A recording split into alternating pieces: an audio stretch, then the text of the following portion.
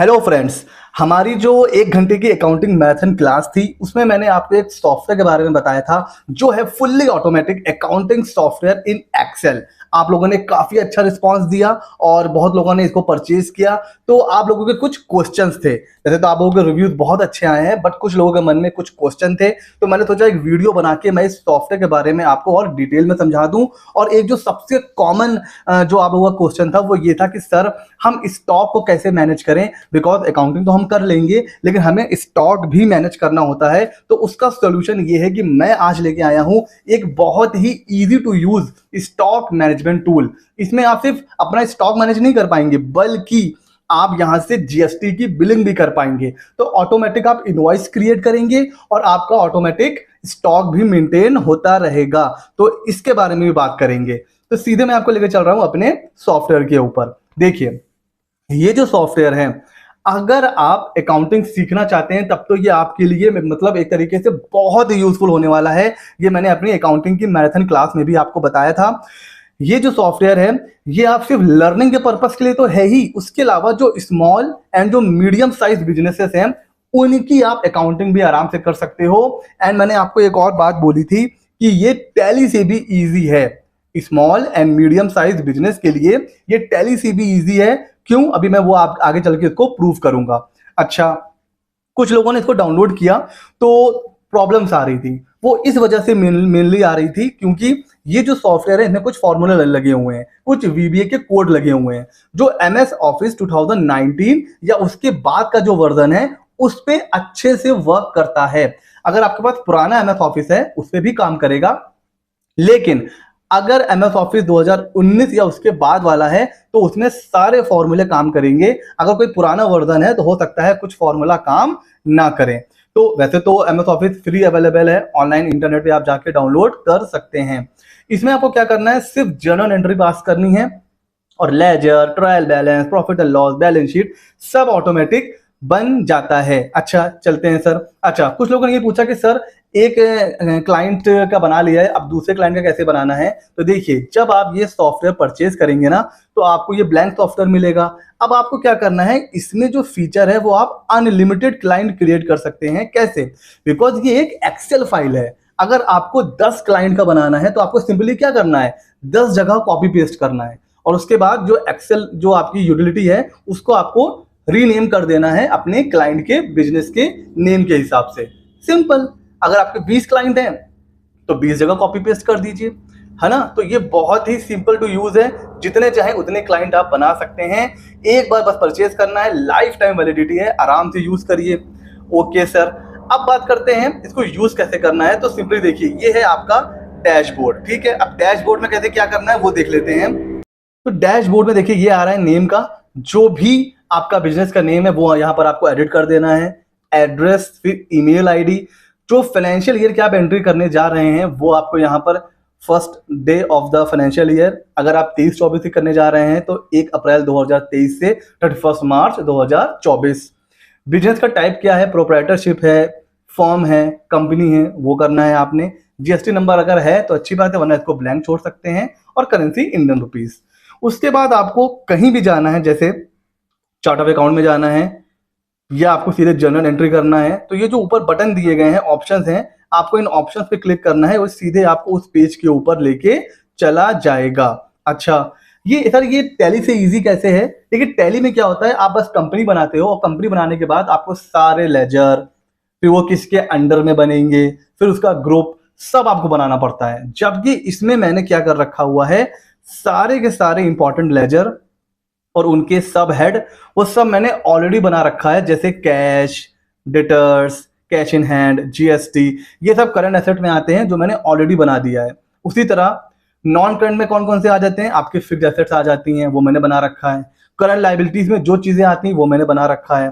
तो ये सारी चीजें जिस जिस हेड में बनते हैं लेजर, वो मैंने ऑलरेडी आपको बना के दे रखा है। तो आपको टैली की तरह इसमें क्या करना है, दिमाग नहीं लगाना है, सीधे जनरल एंट्री आपको स्टार्ट कर देनी है। तो एक तो ये हो गया बेनिफिट। दूसरा, सर अगर हमें कुछ चेंज करना हो तो कैसे कर सकते हैं? बिल्कुल, जैसे कि कैश एट बैंक है, हो सकता है आपका कोई बैंक है तो यहां पर आप सीधे उस बैंक का नाम लिख सकते हैं, स्टेट बैंक ऑफ इंडिया, ये हो गया। अच्छा, कोई दूसरा बैंक है तो अब जैसे ये जो मैंने यहाँ पे दे रखा है CA1, ये आप अपनी रिक्वायरमेंट के हिसाब से चेंज कर सकते हैं, चाहे तो दूसरा बैंक कर सकते हैं या कोई दूसरी करंट एसेट है तो वो आप कर सकते हैं। अच्छा, अगर आप जीएसटी में रजिस्टर्ड नहीं है तो ये जो जीएसटी के ऑप्शंस हैं ये भी आपके लिए नहीं है, तो आप इसको भी चेंज कर सकते हैं अपनी रिक्वायरमेंट के हिसाब से। ठीक हो गया जी। जैसे अगर मेरा दूसरा बैंक है, मान लीजिए पंजाब नेशनल बैंक, तो मैं यहाँ पर क्या करूंगा, पंजाब नेशनल बैंक। अब मेरे पास दो बैंक आ गए हैं तो मैं उस हिसाब से एंट्री कर सकता हूं। तो इस तरह से आप चेंज कर सकते हो, ये है मेरा कहने का मतलब। उसी तरह देखिए, करंट लायबिलिटीज में मैंने यहाँ पर चेंज किया करने के लिए ऑप्शन दे रखा है। अगर आपको कोई करंट लायबिलिटी यहाँ पर ऐड करनी है तो यहाँ पर आप चेंज कर सकते हो। तो ये सारे एक जो 99% बिजनेसेस में जो यूज होते हैं हेड, वो मैंने यहाँ पर दे दिया है। हो सकता है कुछ आपके ऊपर एप्लीकेबल ना हो तो आप उसको ब्लैंक छोड़ सकते हो या फिर आप उसको चेंज कर सकते हो। जैसे यहाँ पर यूटिलिटी एक्सपेंस है, अब आप इसको चेंज करके करना चाहते हो इलेक्ट्रिसिटी एक्सपेंस, तो आप इसको चेंज कर सकते हो। अगर आपका रेंट नहीं है, रेंट की जगह पर कुछ और है, हो सकता है यहाँ पर पोस्टेज का खर्चा हो तो आप पोस्टेज कर सकते हो। मतलब जो भी आपको चेंज करना है वो यहाँ पर आप चेंज कर सकते हो, कोई प्रॉब्लम की बात नहीं है।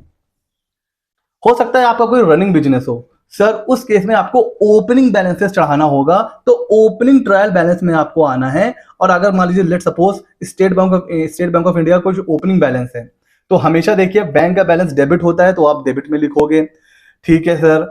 और फर्नीचर का बैलेंस, मतलब फर्नीचर क्या, फिक्स्ड एसेट्स, ये हमेशा डेबिट होते हैं बैलेंस, तो आप डेबिट में उसकी एंट्री करोगे, ठीक है सर। करंट लायबिलिटीज है, उसके एंट्री आप करंट लायबिलिटीज में कर सकते हो। मतलब जो भी आपका ओपनिंग बैलेंस है वो आप ओपनिंग में चढ़ा सकते हो। तो अगर कोई रनिंग बिजनेस है, नया बिजनेस नहीं है, तो आप ओपनिंग कहां चढ़ाओगे, ओपनिंग ट्रायल बैलेंस में। और अगर आपका नया बिजनेस है फिर आप इसको ब्लैंक छोड़ सकते हो, ठीक है सर। उसके बाद आपको सिंपली आना है, चाहे तो सीधे आ जाइए जनरल एंट्री पे या फिर डैशबोर्ड में आइए और यहां से जनरल एंट्री पे आ जाइए। और अब यहां पर आपको जनरल एंट्री करनी है। अब यहां पर जनरल एंट्री कैसे करनी है ये मैंने अपनी अकाउंटिंग मैराथन क्लास में बता रखा है, लिंक मैं दे दूंगा डिस्क्रिप्शन में, आप जाके देख लीजिएगा। मैं जनरल एंट्री करके यहां पर नहीं दिखा रहा हूं, मैं आपको सिर्फ फीचर के बारे में बता रहा हूं। अब आपको यहां पर क्या करना है, सिर्फ जनरल एंट्री करनी है, उससे ऑटोमेटिक जनरल लेजर बन जाएगा, ट्रायल बैलेंस बन जाएगा, बैलेंस शीट बन जाएगी और प्रॉफिट एंड लॉस अकाउंट बन जाएगा। अच्छा सर, डेप्रिसिएशन का शेड्यूल यहां बन जाएगा। एक बात मैंने आपको बताई थी कि सर इतने ज्यादा लेजर हैं, अब हम एक एक लेजर में जाके कैसे चेक करें सर, ये बताइए। तो मैंने आपको क्या बताया था, आपको डैशबोर्ड पे जाना है, लेजर मास्टर में जाना है और जो भी लेजर आपको देखना है सीधे आप उस लेजर पे जा सकते हैं। जैसे SBI का लेजर मुझे देखना है तो मैं यहाँ पे क्लिक करूंगा तो ये आ गया। उसी तरह अगर मुझे सन्ड्री क्रेडिटर्स का देखना है तो मैं इस पर क्लिक करूंगा तो मैं सीधे उस लेजर पे पहुंच जाऊंगा। इन शॉर्ट, आपको ढूंढने की नीड नहीं है कि कौन सा लेजर कहां पर है, सीधे आपको लेजर मास्टर में जाना है और जो भी लेजर आप देखना चाहते हैं सिंपली इसके ऊपर जाके आपको क्लिक कर देना है और ये वहां पर आपको पहुंचा देगा। तो ये बहुत ही इजी टू यूज है, बहुत ही सिंपल टू यूज है। तो इसको आप लर्निंग के पर्पज से, कि कई बार क्या होता है कि हम लोग अकाउंटिंग सीख तो लेते हैं लेकिन अब हमें यही नहीं पता चल पाता है कि उसका इंपैक्ट कहां पड़ रहा है। मैंने एंट्री कर ली, ट्रायल बैलेंस में उसका क्या इंपैक्ट है, ट्रायल बैलेंस में क्या इंपैक्ट है, लेजर में क्या हो रहा है और प्रॉफिट एंड लॉस में वो कहां पर जाएगा। तो सीखने के पॉइंट ऑफ व्यू से तो ये बहुत अच्छा है। और अगर आपका कोई स्मॉल बिजनेस है, कोई मीडियम साइज बिजनेस है, या आप नए प्रैक्टिशनर हो, आपने अभी अभी अपनी प्रैक्टिस स्टार्ट करी है, तो आपके पास इतना फंड नहीं है कि आप कोई महंगे सॉफ्टवेयर परचेज कर पाओ। भाई टैली भी महंगा आता है या फिर ज़ोहो अकाउंटिंग में बड़ा महंगा आता है और जो फ्री वर्जन होते हैं उसमें पूरा जो है वो फीचर नहीं होते हैं फ्री वर्जन में। तो अब आप चाहते हो कि अभी मेरा नई प्रैक्टिस है, बहुत ज्यादा मैं खर्चा नहीं करना चाहता हूं, तो उसके लिए भी ये बहुत ही ऑसम एक एक्सेल टूल है। फिर जो आपकी क्वेरी आ रही थी, सर हम ये क्लोजिंग स्टॉक कैसे मेंटेन करें, तो देखिए क्लोजिंग स्टॉक आपको मैनुअल यहां पर पुट करना है, मैनुअल आपको क्लोजिंग स्टॉक यहां पर डालना है। लेकिन यहां पर तो आपको मैनुअल डालना है, लेकिन क्या सर मैनुअल हम कैलकुलेट कैसे करेंगे, तो आइए, ये है फुल्ली ऑटोमेटिक इन्वेंट्री मैनेजमेंट या आप स्टॉक मैनेजमेंट का टूल बोल सकते हो। बहुत ही इजी है, यहां से आप अपनी इन्वेंट्री मेंटेन कर लोगे और ये सिर्फ इन्वेंट्री मेंटेन नहीं करेगा, जीएसटी की बिलिंग भी आपको करके देगा, आपका जो इनवॉइस है उसको आपके सिस्टम पे सेव भी करके देगा। तो ये बहुत ही ऑसम सॉफ्टवेयर है।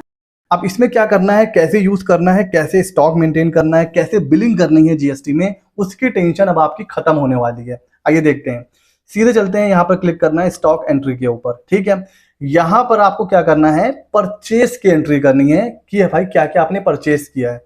उससे पहले आपको क्या करना होगा, स्टॉक में आइए और जो भी आपका नेचर ऑफ बिजनेस है, जो भी आप जो है ट्रेडिंग कर रहे हैं, सेल करके परचेस करके आगे सेल करते हैं, वो आपको यहाँ पर मेंटेन करना है। जैसे मैंने फॉर एग्जांपल लिया हुआ है कि मैं mobile, charger, earbuds, earphone, AirPod, ये सारी चीजें मैं पीछे से खरीद के आगे बेचता हूँ, और यहाँ पर आप उसका जीएसटी का रेट जो है वो दे दीजिए।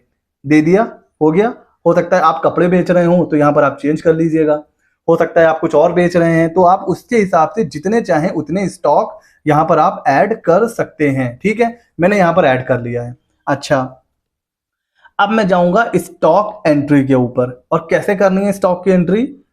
आपके पास परचेज के बिल होंगे ही होंगे, तो यहाँ पर देखिए मैंने डेट दे दिया कि सपोज मैंने 15 अप्रैल को परचेज करा है, बिल नंबर के 103 के हिसाब से। यहाँ पर आपको ड्रॉप डाउन में आना है और जो भी आपका स्टॉक है वो आपको सिलेक्ट करना है। मैंने मोबाइल परचेज करा है कितना, 100 क्वांटिटी में, और 15,000 के मोबाइल मैंने परचेज करे हैं। ठीक है, आगे सेल करने के लिए मैंने परचेज एंट्री पे मैंने क्लिक किया, तो ये हमारा क्या हो गया है, परचेज की एंट्री कंप्लीट हो चुकी है। ये देखिए परचेज में ये एंट्री आ चुकी है और स्टॉक में भी 100 मोबाइल अपडेट हो चुके हैं। अच्छा, चार्जर भी सर परचेज कर लेते हैं।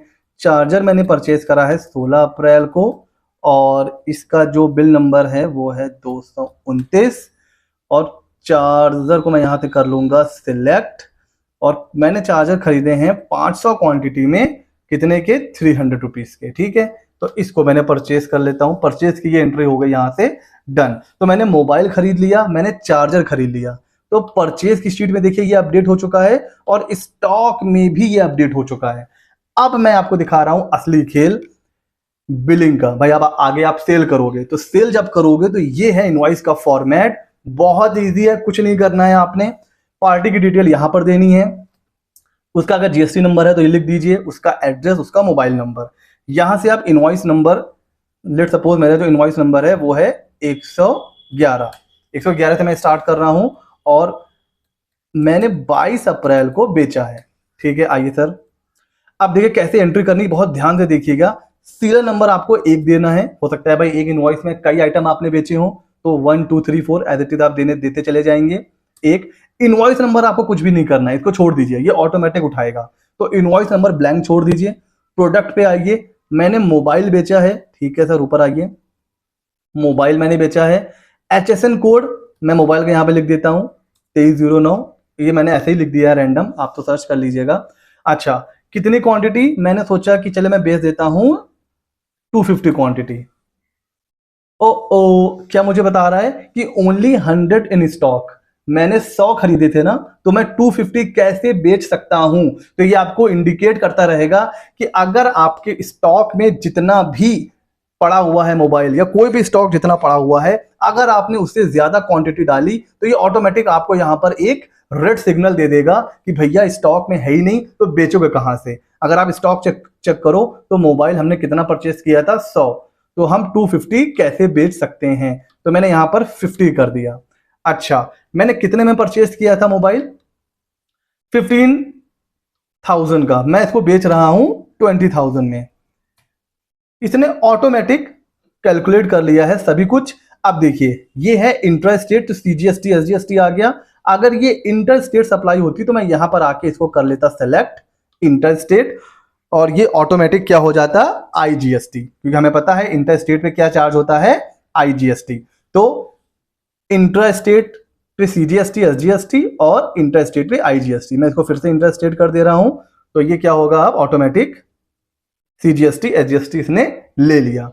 अब देखिए कैसे करना है। अब देखिए सबसे पहले आपको क्या करना है, इनवॉइस को सेव करना है। तो सेव इनवॉइस पे क्लिक करिए। सबसे पहले सेव इनवॉइस करना है, सेल एंट्री नहीं करना है। तो सबसे पहले करना है सेव इनवॉइस और छोड़ दीजिए, और ये ऑटोमेटिक उसका पीडीएफ बना के आपको दे देगा। ये रहा पीडीएफ। अब आप इसको चाहे प्रिंट आउट निकाल के अपने क्लाइंट को दे दीजिए, या अगर आपको व्हाट्सएप करना है व्हाट्सएप कर दीजिए, या इसको आप अपने सिस्टम में भी सेव रख सकते हैं। ये ऑटोमेटिक जो भी आपकी लोकेशन है, जिस भी लोकेशन में आप सेव करना चाहते हैं वो ऑटोमेटिक सेव हो जाएगा। अब आप देखो यहाँ पर 111 के नाम से ऑटोमेटिक इनवॉइस सेव हो चुका है। जिस लोकेशन पे आप चाहते हैं उस लोकेशन पे ये सेव हो जाएगा। लोकेशन कैसे सेट करनी है वो भी मैं अभी आपको बता दूंगा। तो जहां आप चाहते हो वहां पर आपका इनवॉइस भी सेव हो गया। मैंने चेक कर लिया सारी चीजें, चलिए ठीक है। तो ये तो हो गया इनवॉइस का। अब मुझे इसकी एंट्री करनी है तो मैं जाऊंगा सेल एंट्री पे और मैं इस पर क्लिक कर दूंगा। तो अब ये एंट्री हो चुकी है किसकी? सेल की। ठीक है, आइए देखते हैं, थोड़ा टाइम लेगा ये, और ये एंट्री हो चुकी है। अब आइए स्टॉक पे चलते हैं। 100 मोबाइल मैंने किए थे परचेज, 50 मैंने दिए बेच, कितना बचा मेरे पास? 50। देखिए अब ये सब चीजें ऑटोमेटिक कैलकुलेट हो रही है, आप कुछ भी नहीं कर रहे हो। आपका इनवॉइस भी बन गया, आपके स्टॉक जो है वो भी जो है मेंटेन हो गया, सब चीजें हो गई, और सेल के टैब में इसकी एंट्री भी हो चुकी है। कोई कंफ्यूजन? आराम से आप इनवॉइस भी बना रहे हो, आपका स्टॉक भी मैनेज हो रहा है। अच्छा, अब देखिए जो बात यहां से उठी थी ना कि सर हमें यहां पर स्टॉक अपनी जो अकाउंटिंग सॉफ्टवेयर है उसमें मैनुअली डालना है, तो कितना अमाउंट हम यहां पे डालेंगे? तो हमेशा याद रखिए जो स्टॉक का वैल्यूएशन होता है ना वो कैसे होता है? कॉस्ट जो आपने परचेस करा हुआ है वो, और market value which ever is lower.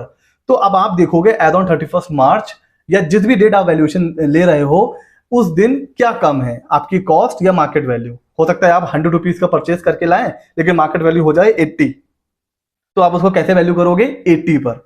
या हो सकता है आपकी कॉस्ट है 100 रुपए, मार्केट वैल्यू है 200 रुपए, तो विच एवर इज लोअर 100। तो जो भी है आपका प्राइस वो आप यहां पे लिख दोगे। लेट सपोज जैसे मोबाइल हम परचेस करके लाए थे 15 का, तो यहां पे हम लिख देंगे 15,000।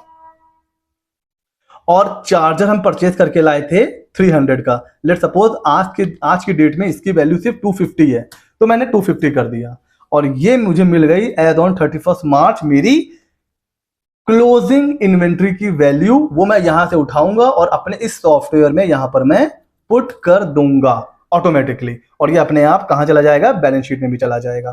तो यहां पर आपको इन्वेंट्री जो है ना वो ऐसे मेंटेन करनी है इस टूल की मदद से। तो कैसा लगा ये टूल? इसमें सिर्फ आप एंट्री कर रहे हो, आपने यहां पर बिलिंग करी, बिलिंग करने के बाद पहले आपको क्या करना है? सेव इनवॉइस करना है, और फिर आपको सेल की एंट्री करनी है। तो ये ऑटोमेटिक आपका स्टॉक भी मेंटेन होता चला जाएगा। कोई प्रॉब्लम? ठीक है, ओके। अब सर ये बताइए अगर हमें जिस लोकेशन पर इसको सेव करना है वो कैसे सेट करेंगे? तो वो देखिए आपने अपने सिस्टम में इसको सॉफ्टवेयर को सेव कर लिया। अब आप चाहते हो एक पर्टिकुलर फोल्डर के अंदर आपका इनवॉइस वो ऑटोमेटिक चला जाए, तो कैसे करना है? देखिए जैसे सपोज ये मैंने एक बनाया हुआ है फोल्डर, इसको डबल क्लिक कर लीजिए और यहां से इसका पैथ कॉपी कर लीजिए। बहुत ही ध्यान से देखिएगा, यहां से मैंने कॉपी कर लिया। अब मुझे जाना है सॉफ्टवेयर के ऊपर, और कहां जाना है? व्यू के ऊपर, और कहां जाना है? मैक्रोस के ऊपर और व्यू मैक्रो के ऊपर। फिर से बताऊं, व्यू पे जाना है, मैक्रो पे जाना है और व्यू मैक्रो पे जाना है, और यहां पे देखिए गौर से देखिए मेक पीडीएफ पे आना है। किस पर आना है? Make PDF. और फिर क्या करेंगे? एडिट। यहां तक समझ में आ गया? अब जो हमने एक लोकेशन अभी कॉपी करी है ना उसको उठाइए, और ये देखिए यहां पर ये आ रहा है ना, इसको चेंज कर लीजिए। तो जिस भी लोकेशन पर आपको इनवॉइस सेव करना है वो यहां से आप क्या करिए? इसको करिए सेलेक्ट और कंट्रोल वी। हो गया जी। और नीचे आइए, यहां भी देखिए एक जगह यहां पर भी आ रहा है, लोकेशन पूछ रहा है ना, तो यहां पर भी आपको क्या करना है? और ये जो डबल कॉमा आ रहा है ना इसको छेड़ना नहीं है, बस इसके अंदर इन्वर्टेड कॉमा के अंदर आपको यहां से करना है इसको सेलेक्ट, और ये जो स्लैश है इसको भी टच नहीं करना है, और कंट्रोल वी कर देना है। ठीक हो गया जी। उसके बाद क्या प्रेस करना है आपको? Alt Q, alt Q. ये हो गया। अब आ जाइए और यहां पर आइए, जो सेल एंट्री वाला है ना इस पर राइट क्लिक करिए, राइट क्लिक करके नीचे आइए, असाइन माइक्रो पर आइए और मेक पीडीएफ करके ओके कर दीजिए। ठीक हो गया जी। अब यहां पे जब आप करोगे सेल एंट्री पे क्लिक, तो ये ऑटोमेटिक कहां पर आपकी सेव करेगा? ये देखिए अभी जो इनवॉइस बाहर सेव कर रहा था अब फोल्डर के अंदर आ रहा है। तो ये आपका एक प्रॉपर फोल्डर बना देगा जहां पर आपके सारे invoice one by one save होते रहेंगे। तो कैसा है ये मजेदार छोटा सा यूटिलिटी एक्सेल की, जिससे ना सिर्फ आप अपना स्टॉक भी मैनेज कर रहे हो, आपकी क्लोजिंग स्टॉक की इन्वेंट्री भी आपको मिल रही है और आपकी जीएसटी की बिलिंग भी होती चली जा रही है। तो बिलिंग की टेंशन खत्म, स्टॉक की टेंशन खत्म, छोटा सा सॉफ्टवेयर है। अब सर ये बताइए सर, क्या इसकी कुछ अलग से कॉस्ट है? नो, कोई अलग से इसकी कॉस्ट नहीं है। हमने क्या बताया था, ये जो हमारा सॉफ्टवेयर है अकाउंटिंग का सॉफ्टवेयर, इसकी कॉस्ट कितनी मैंने आपको बताई थी सर? सर इसकी कॉस्ट आपने हमें बताई थी 349। 349 इसकी कॉस्ट अर्लियर कितनी थी? 999। लेकिन हमने 999 से इसको कम करके डिलीट कर दिया, मतलब इसको, और हमने कहा कि नहीं, इतना महंगा हम नहीं दे सकते हैं अपने सब्सक्राइबर्स को। तो इसकी जो कॉस्ट थी वो थी 349।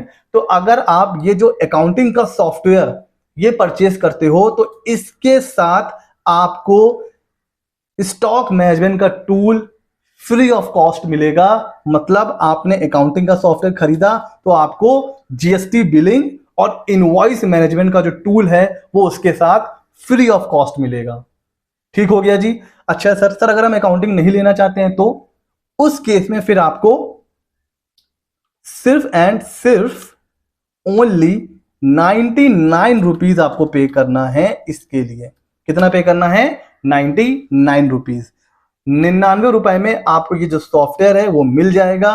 अगर आप अकाउंटिंग सॉफ्टवेयर के साथ परचेस करते हो तो आपको कुछ भी एक्स्ट्रा पे नहीं करना है। 349 में आपको अकाउंटिंग का सॉफ्टवेयर और स्टॉक मैनेजमेंट का जो ये जो टूल है दोनों मिल जाएगा 349 में। इसके लिए कुछ भी एक्स्ट्रा पे नहीं करना है। लेकिन अगर आप ये चाहते हो कि नहीं, हम अकाउंटिंग नहीं लेके सिर्फ आपको जीएसटी बिलिंग और स्टॉक मैनेजमेंट का सॉफ्टवेयर लेना है तो ओनली 99 रुपीज का आप परचेज कर सकते हो। दोनों का लिंक डिस्क्रिप्शन में है, आप चाहो तो वहां से पे करोगे। पे करने के बाद 4 से 5 घंटे वेट करिए, आपकी ईमेल आईडी पर आपको सॉफ्टवेयर मिल जाएगा। एंड ये तो 4 से 5 घंटे है ना, ये वर्किंग आवर की बात होती है। कुछ लोग क्या करते हैं, रात के 12 बजे पेमेंट करते हैं और सुबह 8 बजे मैसेज करते हैं कि सर हमें 4-5 घंटे हो चुके हैं, हमने रात के 12 बजे परचेस किया था, अभी सुबह के 8 बज रहे हैं, आपने कहा था 4-5 घंटे में आ जाएगा, सर 8 घंटे हो गए अभी तक नहीं मिला।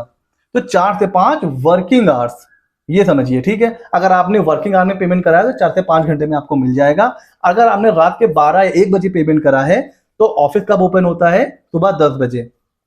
तो आपको 12-1 बजे तक आपको सॉफ्टवेयर मिल जाएगा बहुत आराम से। तो आप 4-5 घंटा वेट करिए, आपकी ईमेल आईडी पर सॉफ्टवेयर मिल जाएगा। कैसा लगा ये वीडियो? जो आपके कंफ्यूजन थे अकाउंटिंग सॉफ्टवेयर को लेकर वो आई थिंक दूर हो गए होंगे। कुछ और भी अगर आपके मन में डाउट है तो वो भी आप सीधे मुझसे पूछ सकते हैं। सर ऐसे ही मजेदार वीडियो सीए मित्र 24 पर आते रहते हैं, तो हमारे इस चैनल को सब्सक्राइब कर लीजिए। मिलते हैं अगले नॉलेजेबल वीडियो में।